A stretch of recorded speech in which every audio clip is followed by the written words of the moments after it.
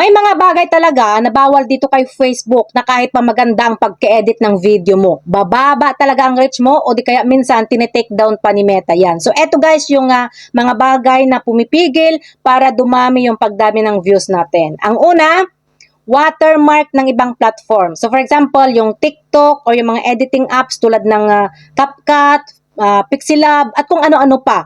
Hindi po yan pinupush ng algorithm guys, yung mga video na may watermark or logo ng ibang platform. Kaya malaki yung chance na bababa yung reach natin. Pangalawa, low quality. Low quality guys, ito naman yung mga video na blurred, yung malabo o di kaya yung mga video na madilim at saka yung mga video na maingay. I mean, yung maingay yung background natin, yung halos hindi na naririnig kung ano yung mga sinasabi mo. Yung tipong ang naririnig na lang is yung mga ingay ng sasakyan, mga tahol ng aso, mga talaok ng manok or yung mga bunganga ng mga nagmamaritesan doon sa kanto, yung mga marites diyan sa kapitbahay mo, mas naririnig pa yung maritesan nila kaysa sa boses mo. Low quality ang mga ganyan guys. Kumbaga, basura para kay algo. Kaya hindi na niya yan ipapakita pa sa ibang tao.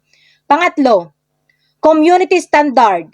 Ito naman guys, yung mga content na bawal, yung mga content na pinagbabawal. For example, yung mga violence, fake news, medical misinfo, nudity, or yung mga copyright music na hindi license. Kahit pa 3 segundo lang yan guys, pwedeng ma-flag.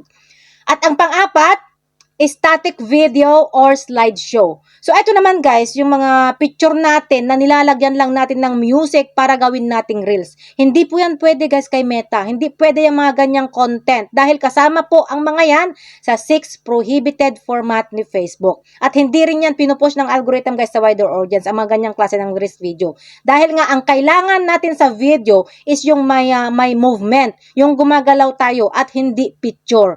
At para tumaas yung views natin guys, dapat sa unang 5 segundo pa lang ay mahook mo na kaagad yung audience mo. Dapat wala nang intro-intro, sabihin mo na kaagad kung ano yung topic ng video mo.